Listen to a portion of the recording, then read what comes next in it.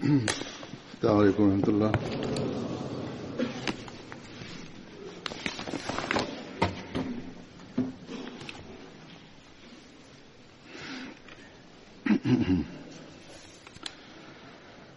أشهد أن لا إله إلا الله وحده لا شريك له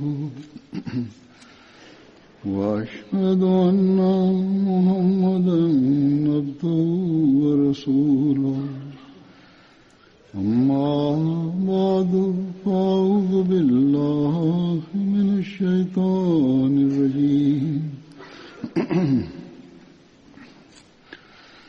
بسم الله الرحمن الرحيم الحمد لله رب العالمين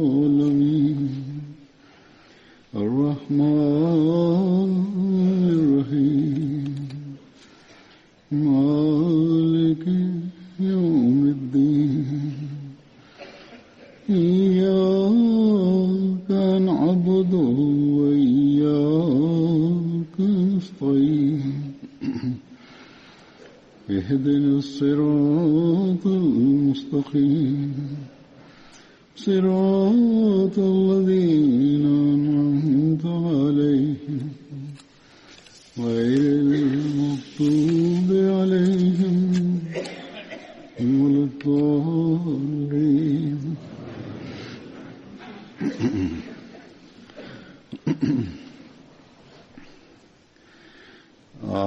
இன்று 2019 ஆண்டின் முதல் ஜுமாவாகும். இதனால் நான் உலகில் உள்ள எல்லா அஹ்மதிகளுக்கும் புத்தாண்டு வாழ்த்துக்களை தெரிவித்துக் கொள்ள விரும்புகின்றேன். இவ்வருடத்தை அல்லாஹ் தஆலா வாழ்த்துக்குரியதாக ஆக்குவானாக. இவ்வாண்டு எண்ணற்ற வெற்றிகளை கொண்டு வரட்டுமாக. ஆனால் நாம் இதனையும் நினைவில் கொள்ள வேண்டும், நாம் சம்பிரதாயமான வாழ்த்துக்களை கூறுவதனால் எந்த பயனும் இல்லை. சம்பிரதாயமான வாழ்த்து செய்திகள் இறைவனின் திருப்தியை பெற்றுத் தருவதும் இல்லை. வருடத்தில் உண்மையான வாழ்த்து செய்தி என்னவென்றால், நாம் ஒரு உறுதி எடுக்க வேண்டும். நமக்கு இறைவன் இன்னொரு வருடத்தினை காட்டி தந்துள்ளான். இந்த வருடத்தில் நம்மை நுழையச் செய்துள்ளான்.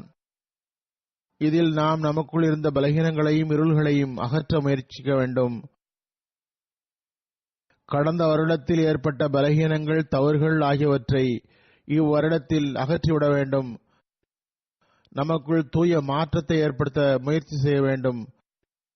ஹதரத் மஸீஹ் மவ்ஊத் அலைஹிஸ்ஸலாம் அவர்களிடம் அதனை பெறுவதற்காகவே நாம் உடன்படிக்கை செய்தோம். ஹதரத் மஸீஹ் மவ்ஊத் அலைஹிஸ்ஸலாம் ஒரு சந்தர்ப்பத்தில் ஒரு அஹ்மதி எப்படி இருக்க வேண்டும் என்று விளக்கியவாறு கூறினார்கள். மனிதன் பையத் செய்துவிட்டு இவ்விளக்கம் உண்மையானது என்று நம்பினால் மட்டும் போதாது, இவ்வளவு நம்பினால் மட்டுமே பர்க்கத் ஏற்பட்டுவிடும் என்று நம்பிவிடக் கூடாது. மாறாக இந்த இயக்கத்தில் நுழைந்து விட்டீர்கள் என்றால் நல்லவர்களாக ஆக முயற்சிக்க வேண்டும். முத்தகி என்ற இறை அச்சமுள்ளவர்களாக ஆகுங்கள். ஒவ்வொரு தீமையிலிருந்தும் விலகுங்கள். இரவும் பகலும் உழையுங்கள். நாவை மென்மையாக்குங்கள். பாவ மன்னிப்பு தேடுவதை உங்கள் வழக்கமாக்கிக் கொள்ளுங்கள். தொழுகையில் துஆ செய்யுங்கள்.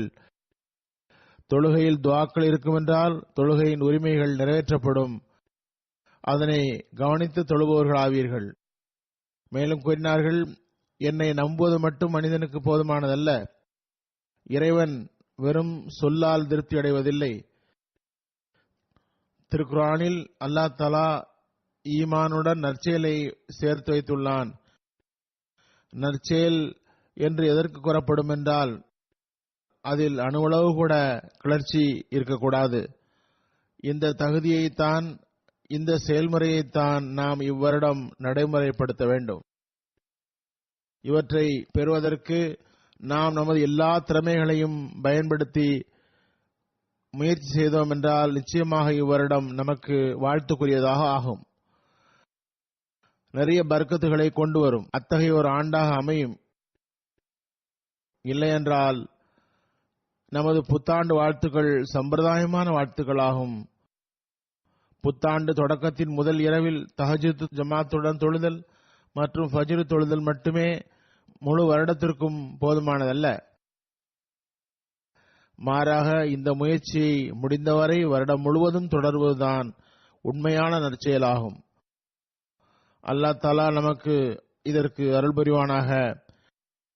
உண்மையில் நமது சொந்த வாழ்விலும் பர்க்கத்தினை கொண்டு வருவதாக அமையட்டுமாக. நாம் ஜமாத்தின் அசாதாரண முன்னேற்றங்களையும் பார்ப்போமாக. இதற்கு பிறகு நான் இன்னொரு கருத்தின் பக்கம் வருகின்றேன். நாம் ஏற்கனவே அறிந்தது போன்று ஜனவரி முதல் வக்ஃபே ஜதீதின் புத்தாண்டு தொடங்குகிறது. ஜனவரியின் முதல் அல்லது இரண்டாவது ஹுத்பாவில் பொதுவாக வக்ஃபே ஜதீத் வருடம் குறித்து அறிவிப்பு வெளியிடப்படுகிறது. அல்லாஹ்வின் அருளால் ஹஜ்ரத் மஸீஹ் மவ்ஊத் அலைஹிஸ்ஸலாம் உடைய ஜமாத்துடைய பொருள் தியாகத்திற்கும் ஒரு தனிச்சிறப்பு உள்ளது. இக்காலத்தில் ஹஜ்ரத் மஸீஹ் மவ்ஊத் அலைஹிஸ்ஸலாம் திருக்குர்ஆன் மற்றும் ஹஜ்ரத் நபிகள் நாயகம் ஸல்லல்லாஹு அலைஹி வஸல்லம் உடைய கட்டளைகள் மற்றும் வழிகாட்டலின் ஒளியில் இந்த பொருளாதார தியாகத்தின் சிறப்பான புரிதலை வழங்கியுள்ளார்கள். திருக்குர்ஆனில் பல்வேறு இடங்களில் அல்லாஹ்வின் வழியில் செலவு செய்வதன் பக்கம் கவனமூட்டப்பட்டுள்ளது. அல்லாஹுக்கு நம்முடைய பொருள் தேவை என்பதால் அல்ல, மாறாக இதனால் நமக்குதான் பலன் கிடைக்கிறது. ஒட்டுமொத்த அளவில் ஜமாத்தின் முன்னேற்றத்தையும் பார்க்கிறோம். ஜமாத்துக்கும் அதனால் பயன் கிடைக்கிறது. அல்லாஹ் தஆலா திருக்குர்ஆனில் கூறுகின்றான், ஃபத்தகுல்லாஹ மஸ்ததாத்தும் வஸ்மஉ வஅதிஉ வஅன்ஃபிகு கைரன் லிஅன்ஃபுசிக்கும் வமன் யுஹ ஷுஹ நஃப்ஸிஹி ஃபஉலாயிக ஹுமுல் முஃப்லிஹூன். அல்லாஹ்வுக்கு பயப்படுங்கள், உங்களால் முடிந்தவரை செய்யுங்கள், நீங்கள் கேளுங்கள், கட்டுப்படுங்கள், செலவு செய்யுங்கள், இது உங்களுக்கு சிறந்ததாகும். நஃப்ஸின் கருமித்தனத்திலிருந்து தப்பிக்கக்கூடியவர்களே வெற்றி பெற்றவர்களாவார்கள். பிறகு அடுத்த வசனத்தில் கூறுகின்றான், இன் துக்ரிதுல்லாஹ கர்தன் ஹஸனன் யுதாயிஃபு லக்கும் யக்ஃபிர் லக்கும் வல்லாஹு ஷக்கூருன் ஹலீம். நீங்கள் அல்லாஹ்வுக்கு அழகிய கடன் தருவீர்கள் என்றால் அவன் உங்களுக்கு அதனை அதிகமாக்கி தருவான், உங்களை மன்னிப்பான். அல்லாஹ் மிகவும் மதிப்பளிப்பவனும் சகிப்பு தன்மையுள்ளவனும் ஆவான். ஆகவே அல்லாஹ் தஆலா தன் வழியில் செலவிடுபவர்களுக்கு மிகவும் அதிகமாக்கி தருகின்றான். இந்த பொருள் தியாகத்தினால் தனிப்பட்ட பயனும் உள்ளது, ஜமாத்திற்கு முன்னேற்றம் உள்ளது, பிறகு தனி மனிதர்களின் மதிப்பளித்தலும் கிடைக்கிறது. இவ்வாறு ஹஜ்ரத் நபிகள் நாயகம் ஸல்லல்லாஹு அலைஹி வஸல்லம் கூறுகின்றார்கள், கருமித்தனத்திலிருந்து தப்புங்கள், அதுவே முந்தைய சமுதாயங்களை அழித்தது. ஹஜ்ரத் நபிகள் நாயகம் ஸல்லல்லாஹு அலைஹி வஸல்லம் ஒரு சந்தர்ப்பத்தில் கூறினார்கள், நெருப்பிலிருந்து தப்புங்கள், அரை பேரித்தம்பழம் கொடுக்க சக்தி இருந்தாலும் சரியே. சாதாரண செலவை கூட அல்லாஹ்வின் திருப்தியை பெறுவதற்காக செய்தால் அது நெருப்பிலிருந்து காப்பாற்றுகிறது. எனவே இந்த பொருள் தியாகங்கள் நமக்கு பயன் தருவதற்காகவே வைக்கப்பட்டுள்ளன. இந்த பொருள் தியாகத்தின் முக்கியத்துவத்தை எடுத்துக் கூறியவாறு ஹஜ்ரத் மஸீஹ் மவ்ஊத் அலைஹிஸ்ஸலாம் கூறுகின்றார்கள், நீங்கள் பொருள்களையும் நேசித்துக் கொண்டு அல்லாஹ்வையும் நேசிப்பது உங்களால் முடியாத காரியமாகும். இரண்டில் ஒன்றை மட்டுமே நேசிக்க முடியும். ஆகவே நற்பேறு பெற்றவர் இறைவன் மீது நேசம் கொள்வோரே ஆவார்.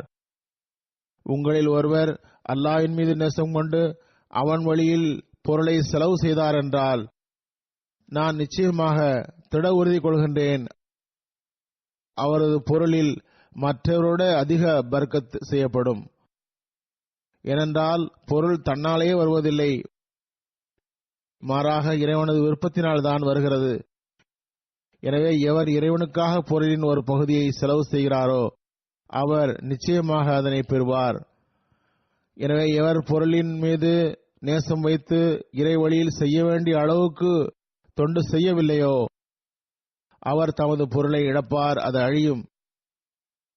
ஒருபோதும் பொருள் உங்கள் முயற்சியால் கிடைக்கிறது என்று நினைக்காதீர்கள். மாறாக அது இறைவன்புறமிருந்து வருகிறது. நீங்கள் பொருளின் ஒரு சிறு பகுதியை தந்துவிட்டு அல்லது வேறு ஏதாவது ஒரு தொண்டு செய்துவிட்டு இறைவன் மற்றும் அவனது தேர்ந்தெடுக்கப்பட்டவர்களுக்கு கருணை காட்டிவிட்டதாக ஒருபோதும் கருதாதீர்கள். மாறாக நீங்கள் உங்கள் தொண்டிற்காக தேர்ந்தெடுத்தது இறைவனுடைய கருணையாகும். நீங்கள் நிச்சயமாக புரிந்து கொள்ளுங்கள், இந்த பணி வானத்திலிருந்து வந்தது.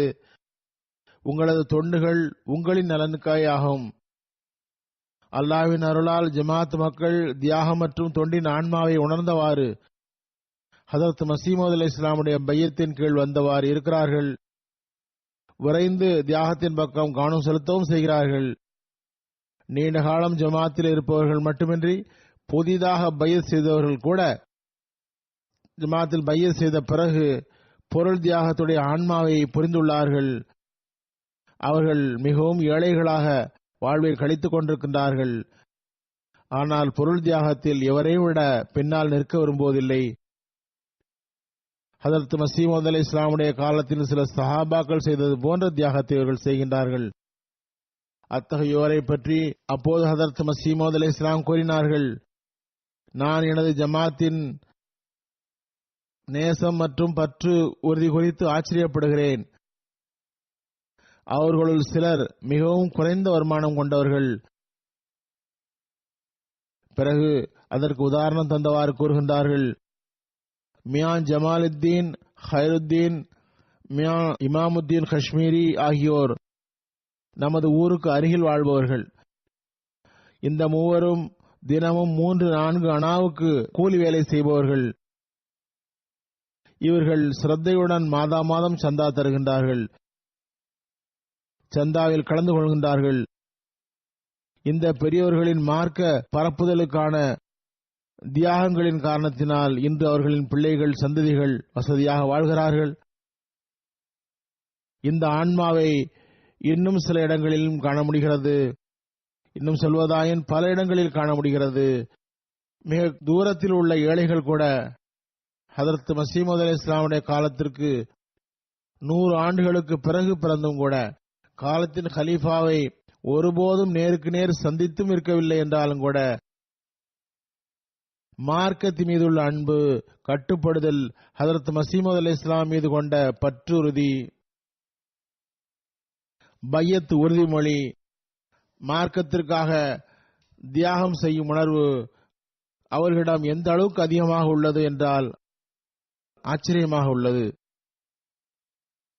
அவர்களின் இந்த ஒரு விஷயத்தை மட்டும் பார்த்தால் கூட ஹதரத் மஸீஹ் மவ்ஊத் அலைஹிஸ்ஸலாமுடைய உண்மைக்கு பெரும் ஆதாரம் ஆகும். இது இந்த உணர்வை இறைவனை தவிர வேறு யாரும் உள்ளத்தில் இட முடியாது.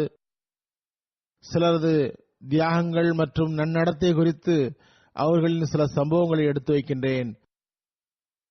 கானாவினுடைய ஒரு நண்பர் ரிம்பூக் சாஹப் கூறுகின்றார்கள், சில வருடம் முன்பு நான் எனது கல்விக்காக 5000 பவுண்ட் கடன் வாங்கியிருந்தேன்.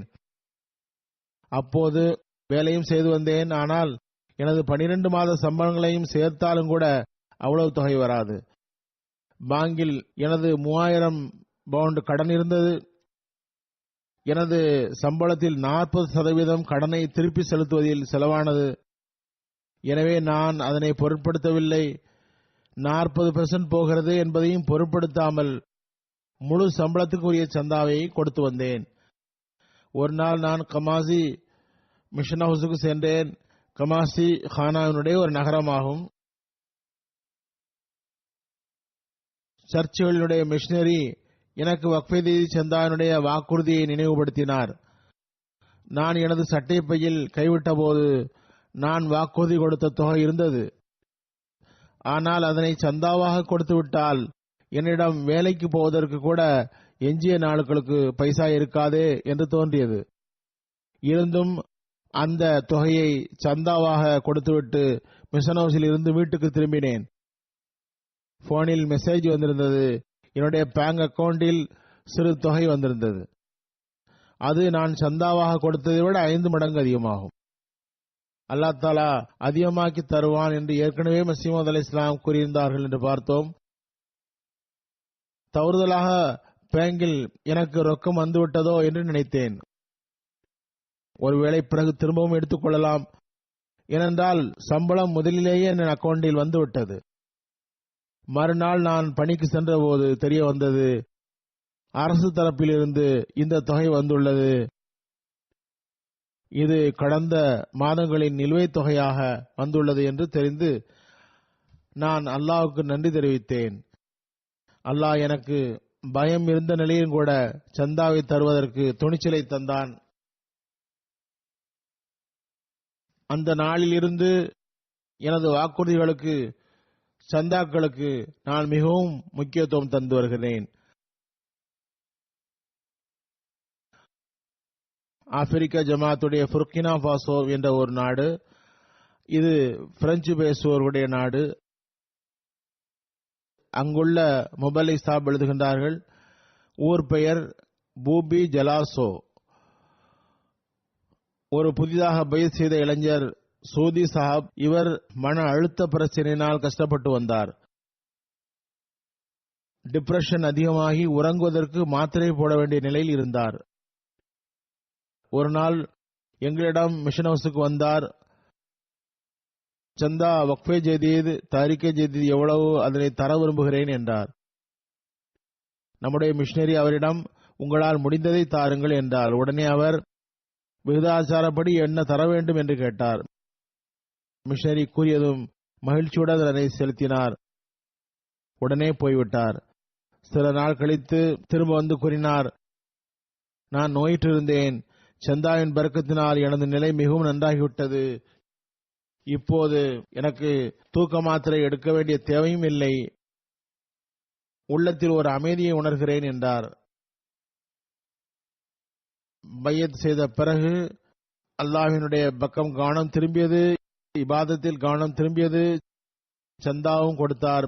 பிறகு அல்லாஹ்வும் அருள் புரிந்தான். ஆனால் அதற்கு முன் அவருடைய நிலை எவ்வாறு இருந்ததென்றால், தற்கொலை செய்யும் அளவுக்கு அவர் போய்விட்டிருந்தார்.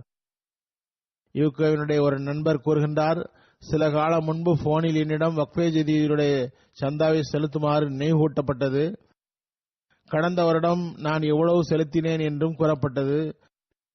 நான் சென்ற வருடத்தை விட சற்று அதிகமாக்கி இவ்வருடம் வாக்குறுதி தந்தேன். அப்போது என்னிடம் சிறிதும் பணம் இருக்கவில்லை. நான் துஆ செய்ய தொடங்கினேன். அல்லாஹ்வே நீயே ஏற்பாடு செய் என்று கேட்டேன். பிறகு 2 வாரம் கழித்து டாக்ஸ் டிபார்ட்மெண்டில் இருந்து எனக்கு கடிதம் வந்தது. நடப்பு ஆண்டில் டாக்ஸ் அதிகம் செலுத்தியிருந்தேன். அந்த தொகை திருப்பி தரப்பட்டது. நான் ஒரு அக்கவுண்டன்ட் ஆவேன். எனக்கு டாக்ஸ் சம்பந்தமாக நன்றாக தெரியும். ஆனால் அல்லாஹ் தஆலா அற்புதகரமான முறையில் எனக்கு அந்த தொகையை ஏற்பாடு செய்தான். எனது கணக்கின்படி முழுமையாக நான் கொடுத்திருந்தேன். பிறகு சில மாதம் கழித்து சதுர் சாப் போன் செய்தார். வக்ஃபே ஜதீத் சந்தாவை குறித்து நினைவூட்டினார். கடந்த வருடம் நான் இந்த சந்தாவை தந்துள்ளேன் என்று கூறவும், நான் கடந்த வருடத்தை விட சற்று அதிகமாக்கி வாக்குறுதி எழுத செய்தேன். தற்செயலாக அப்போது என்னிடம் பணம் இல்லை. நான் பிறகு யோசித்தேன், அல்லாஹ் தஆலா சென்ற முறை டாக்ஸ் ரிட்டர்ன் மூலமாக ஏற்பாடு செய்தான். இப்போது வெளிப்படையாக ஒரு வழியும் தெரியவில்லை. பிறகு நான் துஆவில் ஈடுபட்டேன். ஒரு வாரம் கழித்து நான் அந்த காகிதங்களை பார்த்தபோது அதில் ஒரு பில் தென்பட்டது. அதில் ஒரு தொகை இருந்தது. நான் கம்பெனிக்காரர்களுக்கு போன் செய்தேன். பிறகு எனக்கு ரீபெய்டு கார்டு போட்டு தரப்பட்டது. இதில் நான் சந்தாவாக தர வேண்டிய தொகையை விட அதிகம் இருந்தது. இவ்வாறு அல்லாஹ் தஆலா வக்ஃபே ஜதீத் சந்தாவை கட்ட ஏற்பாடு செய்தான்.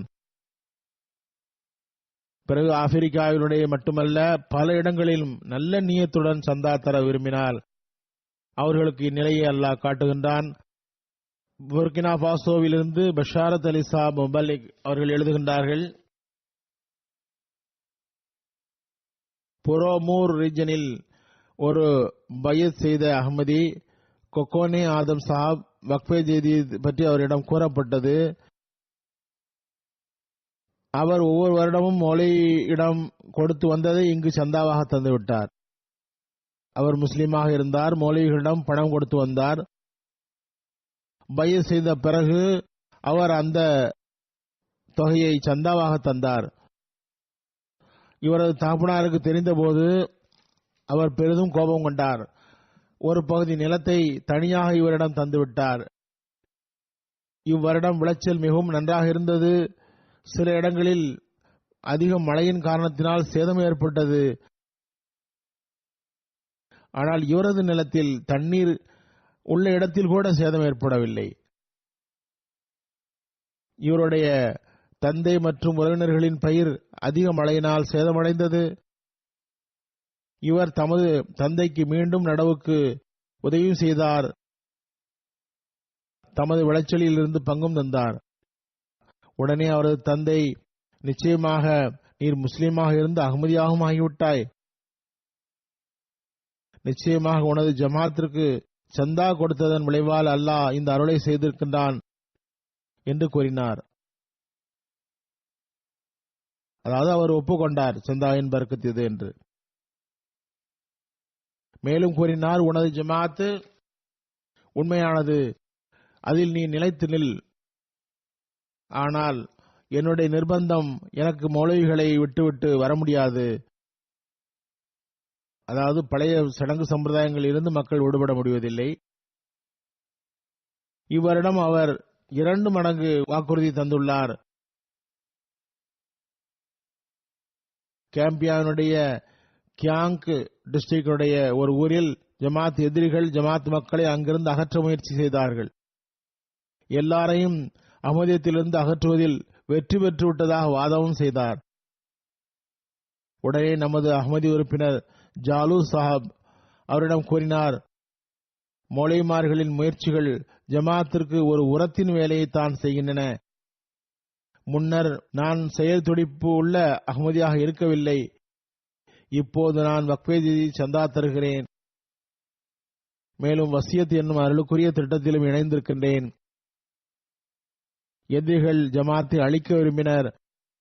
ஆனால் அந்த எதிர்ப்பு அகமதிகளை அவர்களின் ஈமானில் முன்னரை விட அதிகமாக்கிவிட்டது. கின்கினாரி ஒரு நாடு.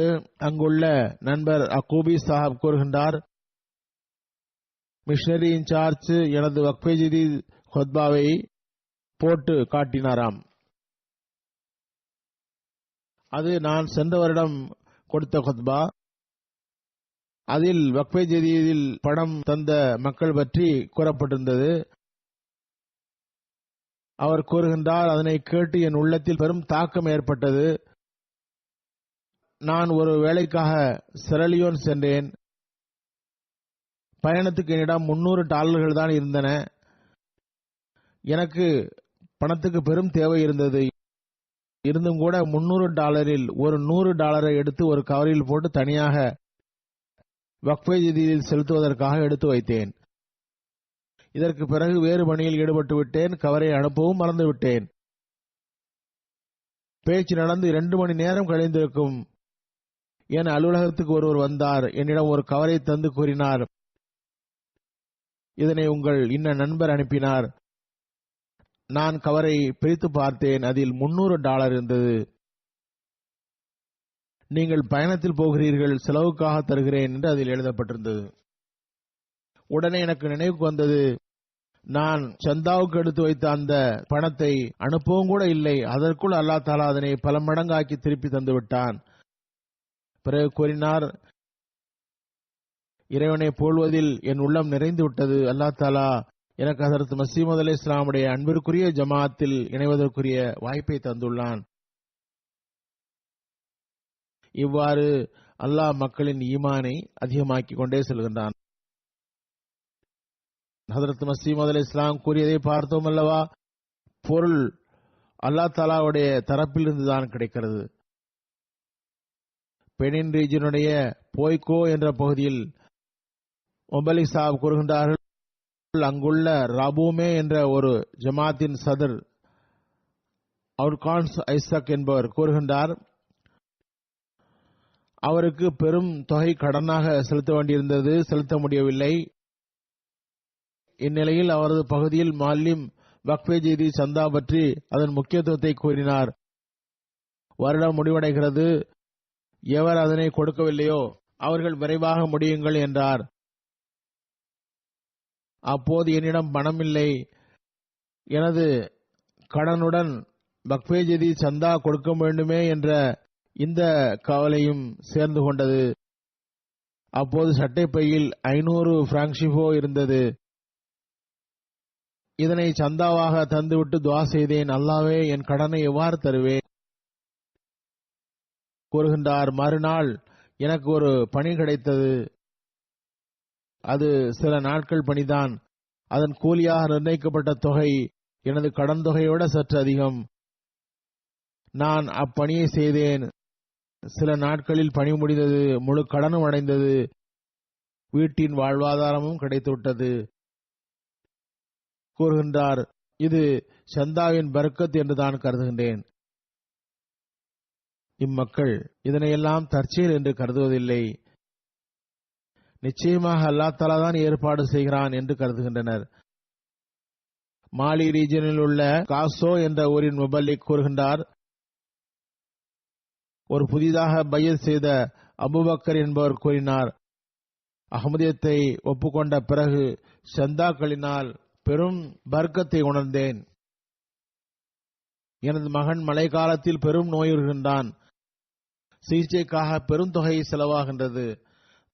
துக்கமும் பணிவிடைப்பின் துயரமும் வேறு ஏற்பட்டது. நான் சந்தா கொடுக்க ஆரம்பித்ததிலிருந்து அல்லாஹ்வின் அருளால் மகன் நோயுறவில்லை. எனக்கு சிறிதும் சந்தேகமில்லை, இது முழுக்க முழுக்க அல்லாஹ்வின் வழியில் செலவு செய்ததன் விளைவாகும். ஐவரி கோஸ்டினுடைய சான் பெசேக் ரீஜனுடைய ஒரு ஊரில், சியாரோ என்ற ஊர், அதில் சில நபர்களுக்கு அஹ்மதியத்தை ஏற்கும் வாய்ப்பு கிடைத்தது. கடந்த 2018 வருடத்தில் ஜமாத்திற்கு சுற்றுப்பயணம் செய்தேன். அப்பொழுது அந்த ஊரில் அந்த வீட்டில் ஒரு இரவு தங்கினேன். இரவில் நீண்ட நேரம் தப்லீக் செய்தேன். அஹ்மதி அல்லாத மக்கள் நிறைய பேர் நிகழ்ச்சியில் பங்கு பெற்றார்கள். அதற்கு பிறகு ஒரு அஹ்மதி நண்பர் வீட்டில் ஃபஜ்ர் தொழுகை நடந்தது. அதில் அஹ்மதி மக்கள் கலந்து கொண்டனர். சில அஹ்மதிகளிடம் தர்சுக்கு பிறகு அடுத்த மாதம் வக்ஃபே ஜீதி சந்தாவினுடைய கடைசி மாதமாகும் என்று கூறப்பட்டது. எனவே எல்லா அஹ்மதிகளும் முயன்று இதில் பங்கிடுங்கள் என்று கூறப்பட்டது. உடனே தர்சுக்கு பிறகு வீட்டிற்கு சென்றார்கள். நான் யோசித்தேன், இது ஒரு ஏழைகள் வாழும் பகுதி, அதிகபட்சம் 5000 பிராங்க்சிபோ வசூல் ஆகலாம், அதுவும் சிரமத்துடன் தான் வசூலாகும் என்று நினைத்தேன். இவர்களை பொறுத்தமட்டில் இதுவே அதிகம். ஆனால் மக்கள் திரும்பி வந்தபோது என்னுடைய வியர்ப்புக்கு எல்லையே இல்லை. ஒரு நண்பர் என்னிடம் வந்து, நாங்கள் மன்னிப்பு கேட்கிறோம், இப்போது விளைச்சல் தயாராகவில்லை, மிகவும் கஷ்டமான நிலை, எனவே தற்போது 17,000 பிரான்சிபோ மட்டுமே அனுப்புகிறோம் என்று கூறினார். அல்லாஹ் எங்கள் தொழில்கள் மற்றும் விளைச்சல்களை அதிகப்படுத்த துஆ செய்யுங்கள், நாங்கள் அதிகம் சந்தா தருவோம் என்றார். இந்தியாவிலிருந்து இக்பால் என்ற இன்ஸ்பெக்டர் சாப் எழுதுகின்றார்கள், கமரெட்டி ஜமாத்தில் வக்ஃபே ஜீதி சந்தா பற்றி கூறப்பட்டது. ஒரு இளைஞர் அப்போது தனது முழு சந்தாவையும் வழங்கிவிட்டார். பிறகு அவருக்கு ஒரு பெருந்தொகை கிடைத்தது குறித்த செய்தி வந்தது. அத்தொகையை 5 வருட காலமாக அவர் எதிர்பார்த்திருந்தார். ஆனால் எவ்வளவு காலம் கழிந்து விட்டது என்றால் அந்த தொகை கிடைக்கும் என்ற நம்பிக்கையே போய்விட்டது. அந்த பணம் கிடைத்தது மட்டுமின்றி இவரது தற்காலிக பணி நிரந்தரமும் ஆகிவிட்டது. இதனால் அவர் மிகவும் மகிழ்ந்தார்.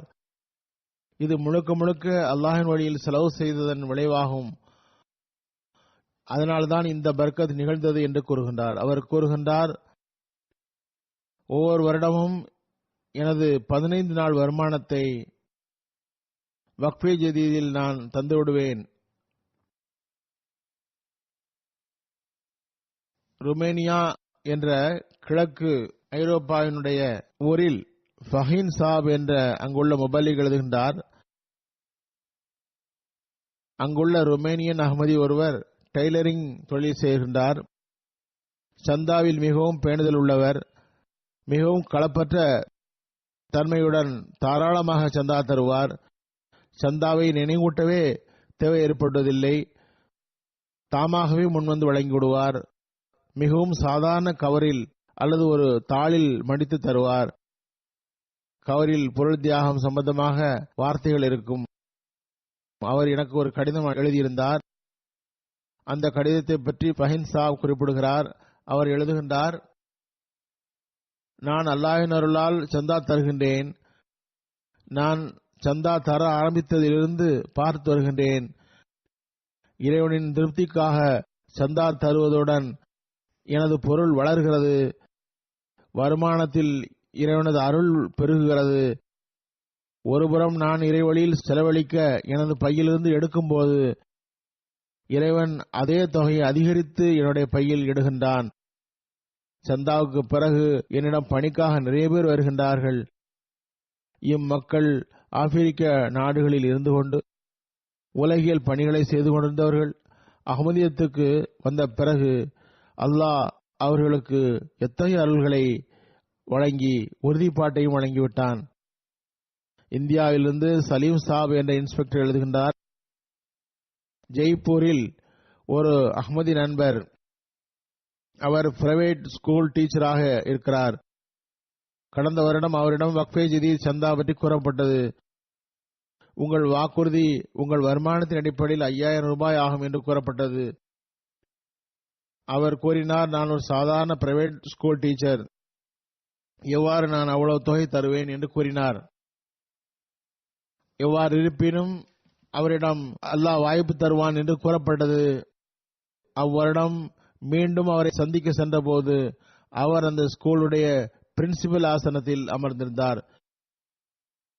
சந்தாவின் காரணத்தால் எனக்கு அல்லாஹ் இவ்வளவு பர்க்கத்து கொடுத்தான் என்று அவர் கூறினார். நான் இந்த ஸ்கூலை வாங்கிவிட்டேன் என்றார். பிறகு இவ்வருடம் உங்கள் வாக்குறுதியை இன்னும் அதிகரிக்க வேண்டும் என்று கூறப்பட்டது. ஏனென்றால் அல்லாஹ் உங்களுக்கு மேலும் ஸ்கூல் வாங்குவதற்கு வாய்ப்பு தந்துள்ளான் என்றதும் அவர் கூறினார், இன்னொரு ஸ்கூலையும் வாங்குவதற்கு பேச்சுவார்த்தை நடந்து கொண்டிருக்கிறது. உரிமையாளர் வந்து சாவியை வாங்கிக் கொள்ளுமாறு கூறியுள்ளார் என்று கூறினார். இன்ஸ்பெக்டர் சாப் எழுதுகின்றார், இப்போது அவரிடம் 4 ஸ்கூல்கள் இருக்கின்றன. அவரது வீடு முதலில் சிறியதாக இருந்தது. அதன் கூரை மெல்லிய இரும்பு தகட்டால் உருவாக்கப்பட்டிருந்தது. இப்போது அவரது வீடு 3 மாடிகளை கொண்டது. அதன் ஒரு தளத்தை அவர் ஜும்மா தொழுகைக்காக வைத்துள்ளார்.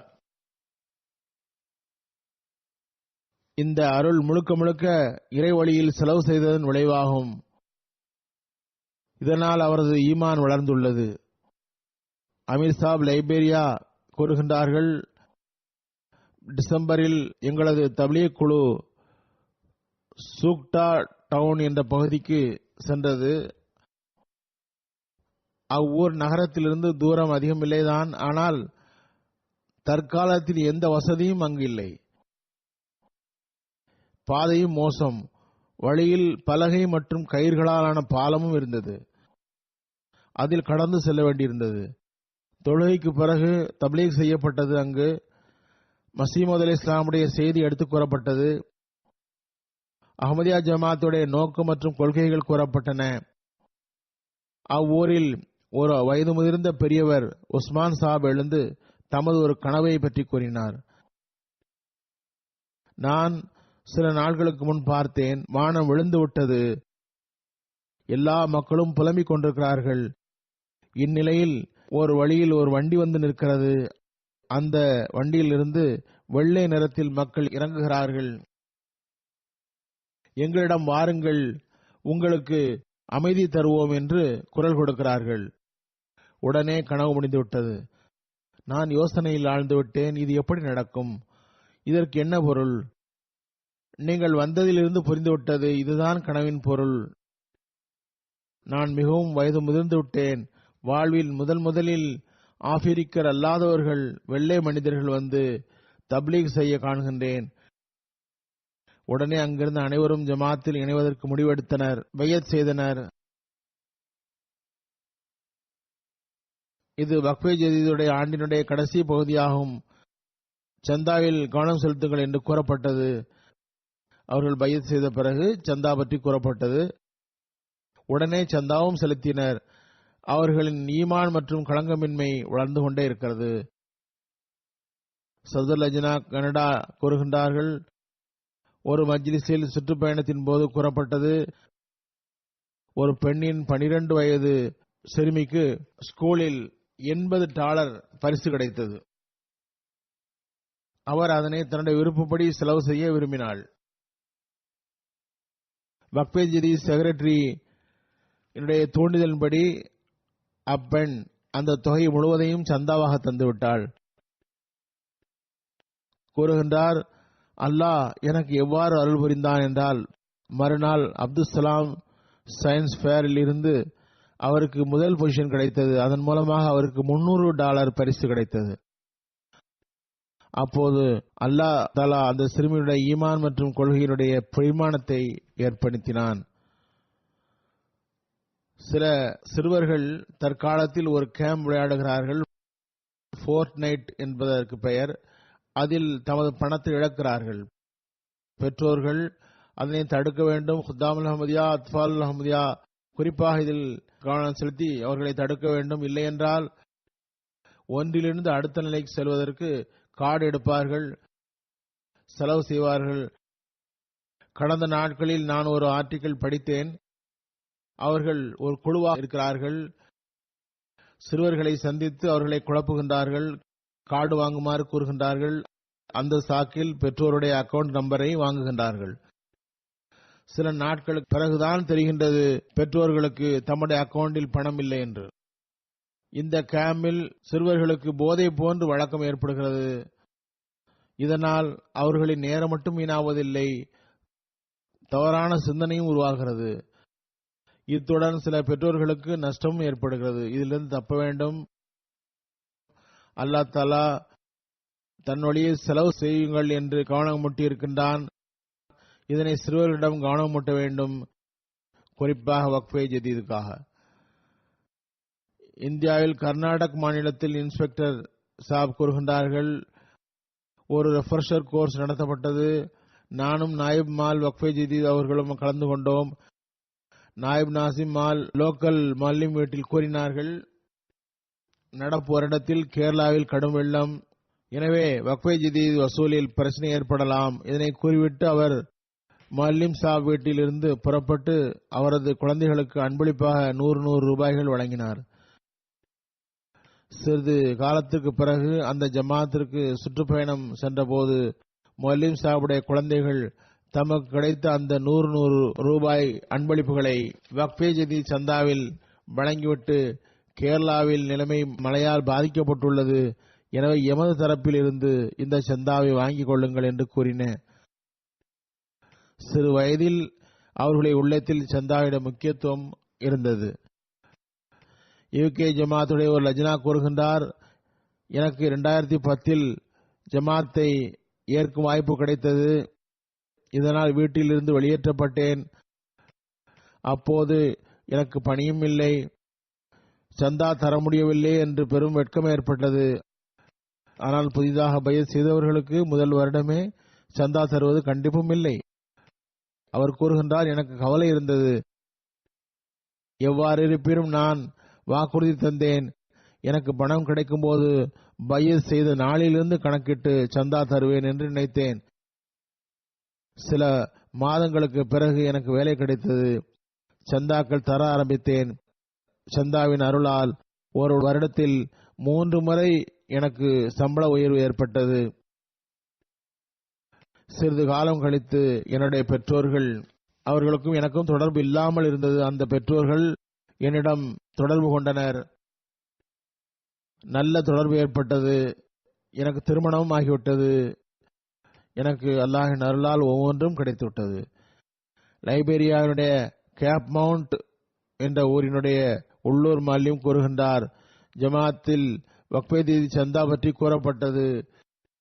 சில நாட்களுக்கு பிறகு ஒரு களங்கமற்ற பெண் மோசோ குமாரா சாஹிபா கூறினார், நீங்கள் பொருள் தியாகம் பற்றி கூறி வக்ஃபே ஜதீதுடைய சந்தாவை குறிப்பிட்ட போது அனைவரும் சந்தா கொடுத்தார்கள். என்னிடம் எதுவும் இல்லை, இதனால் அதில் எனக்கு தர இயலவில்லை. கடந்த இரவு நான் கனவில் கண்டேன், நீங்கள் திரும்பவும் வந்துள்ளீர்கள். நான் 100 லைபீரியன் டாலர் சந்தா தருகின்றேன். நான் காலையில் எழுந்தபோது என்னிடம் பணம் இல்லை. இவ்வாறு நடக்கும் என்று நினைத்த போது அல்லாஹ்வின் அருள் இவ்வாறு நடந்தது. சிறிது நேரத்தில் ஒரு மனிதர் வந்தார். 500 லைபீரியன் டாலர் தந்து எனது மகள் எனக்கு தந்ததாக கூறினார். இந்த பெண்ணுடைய மகள் கொடுத்து அனுப்பியிருந்திருக்கின்றார். இவ்வாறு அவரது கனவை நிறைவேற்றியவாறு அந்த 100 லைபீரியன் டாலர் சந்தாவை தந்தார். பெண்கள் சில நேரங்களில் சந்தா தருவதில் ஆண்களை விட அதிகமாக உள்ளனர். ஆண்களை சீர்திருத்தி செலுத்த வைக்கின்றார்கள். இதன் முக்கியத்துவத்தை ஆண்களை விட அதிகம் உணர்கின்றார்கள். கினி குணாக்கரியினுடைய அபுபக்கர் சாப் எழுதுகின்றார், இவர் ஒரு ஜமாத்துடைய சதர், விவசாயத்துடன் தொடர்புடையவர். அஹ்மதியத்தை ஒப்புக்கொண்ட பிறகு ஜமாத்துடைய முபல்லிக் மற்றும் மஹல்லிம் சாப் ஜமாத்துடைய சந்தாவுடைய முக்கியத்துவத்தை எடுத்து கூறி வந்தனர். நான் மிகவும் குறைந்த அளவே பணம் வழங்கி வந்தேன். ஆனால் எனது மனைவி இதில் மிகவும் பேணுதலாக இருந்தார். எப்போது முறைப்படி சந்தா செலுத்தி வந்தார். என்னையும் சந்தாவின் பக்கம் கவனம் ஓட்டினார். நான் அப்போதெல்லாம் பைசா அதிகம் இருந்தால் சந்தா தருவேன் என்று கூறி அவளை நிறுத்தி விடுவேன். அல்லாஹ்வின் உரிமையை செலுத்தினால்தான் அதிகம் பணம் கிடைக்கும் என்று அவர் எனக்கு கூறி வந்தார். என்னுடைய மனைவி இவ்வாறு எனது மனைவி வலுக்கட்டாயமாக என்னை சந்தா கொடுக்க வைப்பார். நான் விகிதாச்சாரப்படி முழுமையாக சந்தாவை கொடுக்க ஆரம்பித்ததும் என் மீது அல்லாஹ்வின் அருள் மழையை போன்று இறங்க கண்டேன். விவசாயத்தில் என்னை விட அதிகம் படித்து டிகிரி வாங்கியவர்கள் அவருடைய விவசாயத்தில் பெரும் விளைச்சல் இருக்கவில்லை.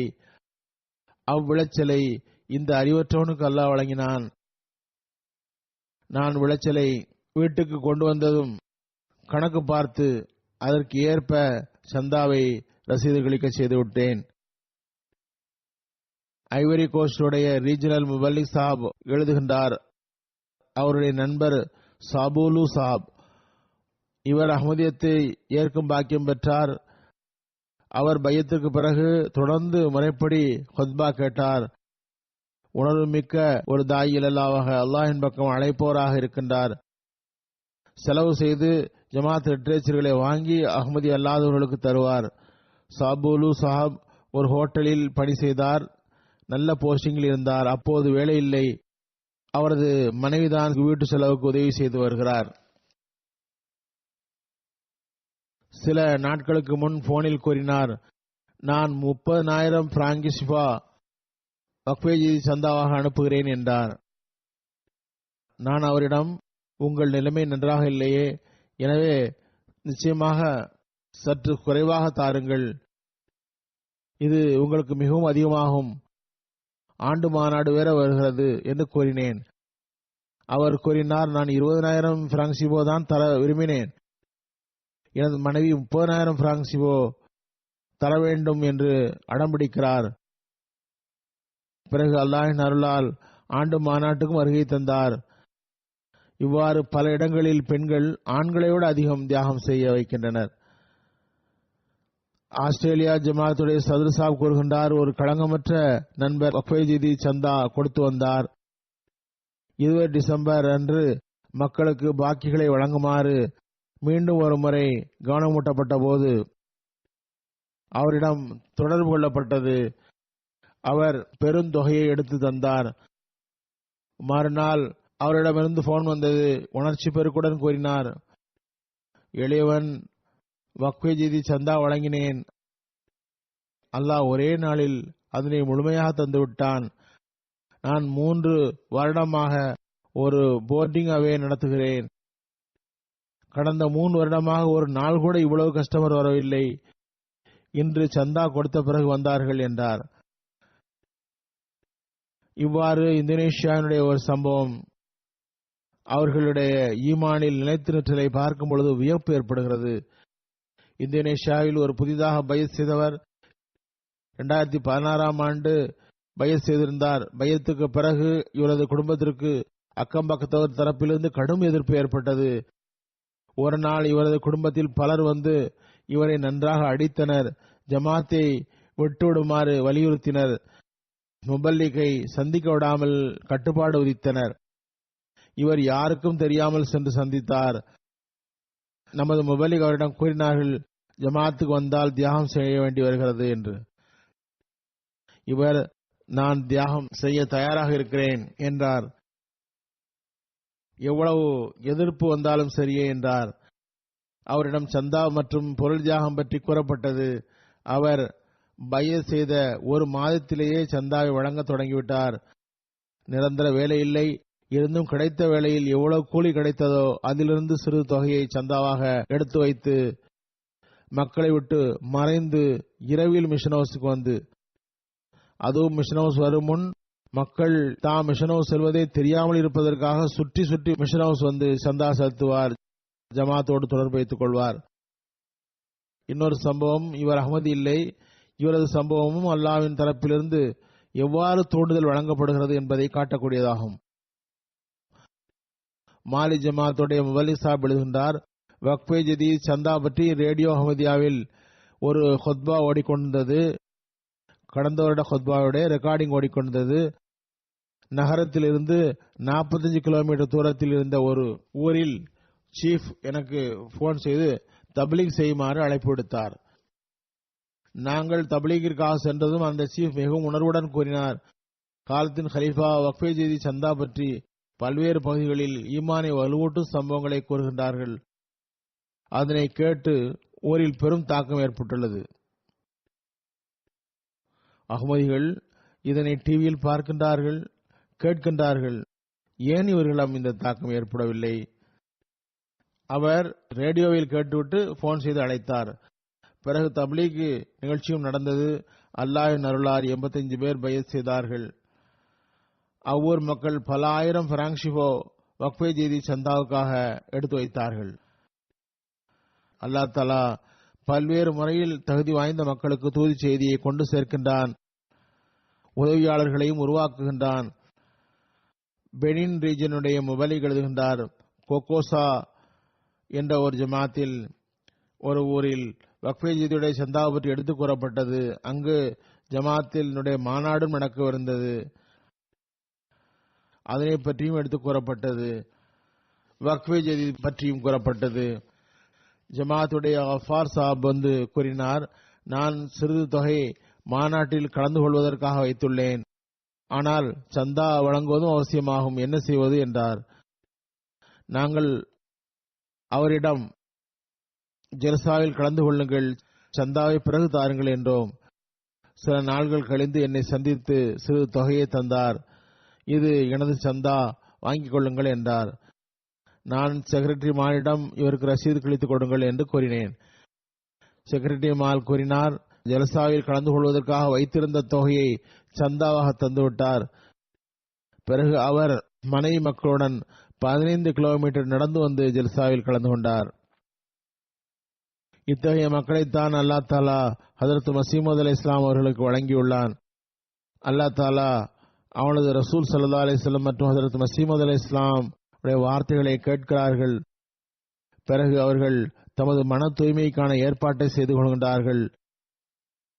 எந்த தியாகத்துக்கும் அவர்கள் தயாராக இருக்கின்றார்கள். இம்மக்கள் தான் உண்மையில் பையத்துடைய உரிமையை செலுத்துபவர்கள் ஆவார்கள். அறிவு குருடர்களுக்கு அல்லாஹ் அறிவை வழங்குவானாக. அவர்களுக்கு இது தெரிய வேண்டும். இந்த களங்கமின்மையும் பற்றும் ஹஜ்ரத் மஸீமூத் அலைஹிஸ்ஸலாம் உடன் இறைவன் தந்த வாக்குறுதிக்கு ஆதாரம் இல்லையா? இவர்களின் அறிவின் மீது திரை உள்ளது. ஹஜ்ரத் மஸீமூத் அலைஹிஸ்ஸலாம் அல்லாஹ்வின் புறமிருந்து அனுப்பப்பட்டதற்கு இதுவே பெரிய அடையாளமாகும். இதுவே அதனை நிரூபிக்கக்கூடிய ஆதாரமாகும். ஹஜ்ரத் மஸீமூத் அலைஹிஸ்ஸலாம் ஹஜ்ரத் நபியுல்லாஹி ஸல்லல்லாஹு அலைஹி வஸல்லம் உடைய போதனையை உலகில் மேற்கொண்டு எடுத்து பரப்புவதற்காக வந்தார்கள். இந்த முஸ்லிம்களுக்கு அறிவு இருந்தால் புரிவார்கள் என்றால் அல்லாஹ்வின் அருளால் இஸ்லாம் உலகில் ஜெயிக்கும். இஸ்லாத்திற்கு எதிராக அவப்பெயர் ஏற்படுத்தும் செயல்களுக்கு முற்றிலும் மாற்றமாக நாம் பிறகு பார்ப்போம். ஆனால் எவ்வாறு இருப்பினும் நமது பணி நம்மை சீர்திருத்திக் கொள்ள வேண்டும், அல்லாஹின் முன் குனிய வேண்டும், அதிகம் தப்லீகின் பக்கம் கவனம் செலுத்த வேண்டும், தியாகத்தின் பக்கம் கவனம் செலுத்த வேண்டும், இஸ்லாத்தின் உண்மையை உலகிற்கு தெரியப்படுத்த வேண்டும். இப்போது நான் சில பட்டியலை எடுத்து வைக்கின்றேன். அல்லாஹ்வின் அருளால் வக்ஃபே ஜதீதுடைய 61வது வருடம் 31 டிசம்பர் 2018 முடிவடைகிறது. அதில் ஜமாத் மக்களுக்கு 91,34,000 பவுண்டு குர்பானி எடுத்து வைக்கக்கூடிய வாய்ப்பு கிடைத்துள்ளது. இது கடந்த வருடத்தை ஒட்ட 2,71,000 பவுண்ட் அதிகமாகும். பாகிஸ்தான் தனது இலக்கை தக்க வைத்துள்ளது. அது முதலிடம். அதுபோக முதல் 10 நாடுகள், முதலில் பிரிட்டன், தரிகே ஜதீதில் ஜெர்மனி முதலிடத்தை அடைந்தது. பிரிட்டன் அமீர் சாப் வக்ஃபே ஜதீத் முதலிடம் வருவோம் என்றார். இப்போது கணிசமான வித்தியாசத்துடன் மேலே வந்திருக்கிறது. அல்லாஹ் தஆலா ஜமாத் அன்பர்களுடைய பொருளிலும் உயிரிலும் மென்மேலும் பரக்கத்தை வழங்குவானாக, வருங்காலத்திலும் அதிகரிக்க வாய்ப்பளிப்பானாக. இரண்டாவது இடம் ஜெர்மனி, பிறகு அமெரிக்கா, அடுத்து கனடா. அமெரிக்காவுக்கும் கோரிக்கொள்வேன், அமெரிக்காவும் கனடாவுக்கும் இடையில் சாதாரண வித்தியாசமே உள்ளது. அதிகம் முயற்சி செய்யவில்லை என்றால் மூன்றாவது இடத்தை விட்டும் அது கீழே போக வாய்ப்பு இருக்கிறது. நான்காவது இடம் கனடா, பிறகு இந்தியா, அதற்கு அடுத்து ஆஸ்திரேலியா, பிறகு இந்தோனேஷியா, பிறகு மத்திய கிழக்கு நாடு, அடுத்து கானா, அடுத்தும் ஒரு மத்திய கிழக்கு நாடு. தனிநபர் விகிதாச்சாரத்தின்படி அமெரிக்கா முதலிடம், அடுத்து சுவிட்சர்லாந்து, அதற்கடுத்து ஆஸ்திரேலியா. ஆப்பிரிக்காவில் ஒட்டுமொத்த வசூலின் அடிப்படையில் முதலிடம் Ghana, Mauritius, Nigeria, Tanzania, Burkina Faso, Benin. அல்லாஹ்வின் அருளால் வக்ஃபே ஜதீதில் இவ்வருடம் 17,32,000 பேர் பங்கெடுத்திருக்கின்றார்கள். இது கடந்த வருடத்தை விட 1,23,000 பேர் அதிகமாகும். மக்கள் எண்ணிக்கை அதிகமாக்குவதில் நிறைய பணி செய்த நாடு Niger, Sierra Leone, Nigeria, Cameroon, Benin, Gambia, Congo, Kinshasa, Tanzania, Liberia, Senegal ஆகியவை அடங்கும். வக்ஃபே ஜதீதுடைய பெரியவர்கள் மற்றும் சிறியவர்களுக்கு தனித்தனியாக சந்தா கணக்கெடுக்கப்படுகிறது. குறிப்பாக பாகிஸ்தானில் இது செய்யப்படுகிறது. கனடாவிலும் ஆரம்பமாகி இருக்கிறது. பாகிஸ்தானில் முதல் 3 ஜமாத்துகள் சிறுவர் சந்தாவில், 1 லாகூர், 2 ரப்பா, 3 கராச்சி. மாவட்ட அடிப்படையில் பாகிஸ்தானில் சியால்கோட், இஸ்லாமாபாத், ஃபைசலாபாத், ராவல்பிண்டி, சர்கோதா, குஜ்ரான்வாலா, முல்தான், ஹைதராபாத், மீர்புர் खास, डेरा खासी खान. அத்ஃபால் தப்தரில் முதல் பெரிய ஜமாத் பாகிஸ்தானில் 1 லாகூர், 2 கராச்சி, 3 ரப்வா. மாவட்ட அடிப்படையில் இஸ்லாமாபாத், சியால்கோட், ராவல்பிண்டி, சர்கோதா, குஜ்ரான்வாலா, ஹைதராபாத், डेरा खासी खान, शेखपुर, उमरकोट. ஒட்டுமொத்த வசூலின் அடிப்படையில் பிரிட்டனுடைய 10 ஜமாத்துகள்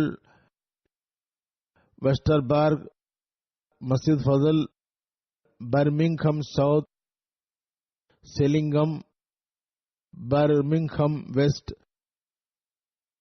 Islamabad, Hayes, Bradford North, New modern.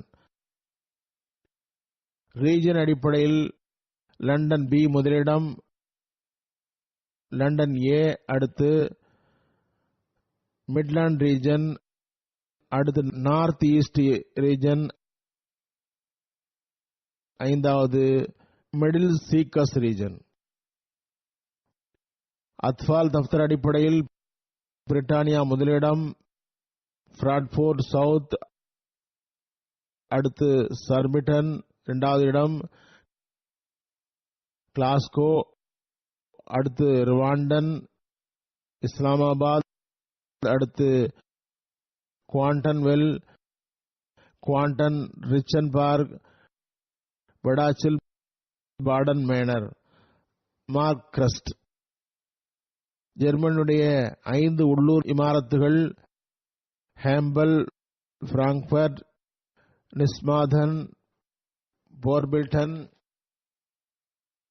கால்டோன், டோஸ்டன்பர்க். வசூலின் அடிப்படையில் அமெரிக்காவினுடைய முதல் 10 ஜமாத்துகள் சிலிகான் வேலி, சியாட்டல், டெட்ராய்டு, யுவர்ஸ்பிரிங், சென்ட்ரல் வர்ஜீனியா, போஸ்டன், பெர்லஸ், லாரல், பர்ஜியா, கர்லைன், யார்க். பிறகு வசூலின் அடிப்படையில் கனடாவினுடைய இமாரத்துகள் வான், கல்கரி இரண்டாவது, விஸ்வெல்லேஜ், அப்புறம் கிராம்சன், அடுத்து கிராம்கோ. 10 பெரிய ஜமாத்துகள் தர்சம், விரிங்ஷர்ன், ஃபாரிங்ஃபோர்ட், அட்மிட்டன் வெஸ்ட், செலட்டோன் நார்த், சிஸ்டகொன் south, Montreal West, Milton West, Hamilton West, அஸ்வரிஸ்ட் போல்ட். தஃப்தர் அத்ஃபாலின் 5 நிலைகளை பெற்றவை. டிர்ஹம் முதல் நிலை, மிடன் வெஸ்ட், பிரான்போர்ட், பிரெட்ஃபோர்ட், மிஸ்டன் சவுத், சில்டகோன்.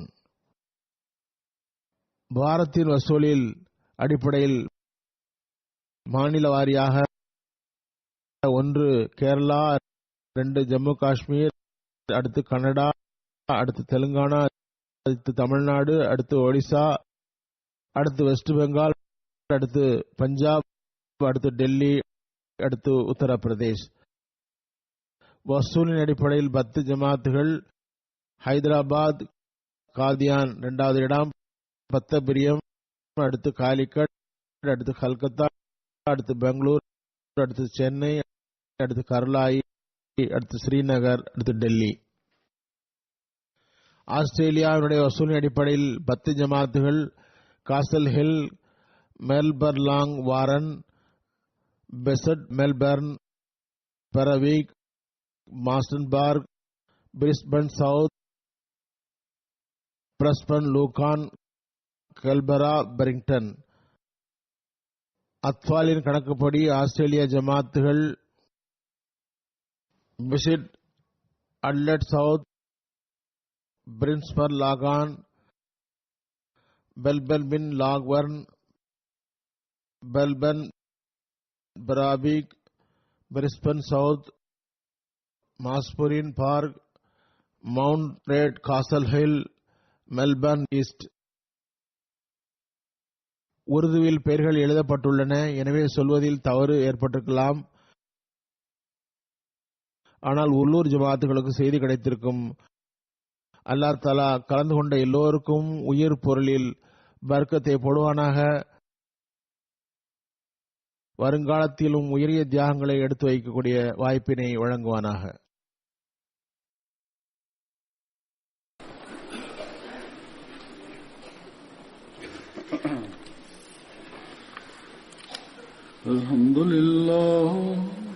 அல்ஹம்துலில்லாஹ் நஹ்மதுஹு வ நஸ்தஈனுஹு வ நஸ்தக்ஃபிருஹு வ நு'மினு பிஹி வ நதவக்கலு அலைஹி வ நஊது பில்லாஹி மின் ஷுரூரி அன்ஃபுஸினா ومن سيئات أعمالنا من يهده الله فلا مضل له ومن يضلل فلا هادي له ونشهد أن لا إله إلا الله ونشهد أن محمدا عبده ورسوله عباد الله رحمكم الله إن الله يأمر بالعدل والإحسان وإيتاء ذي القربى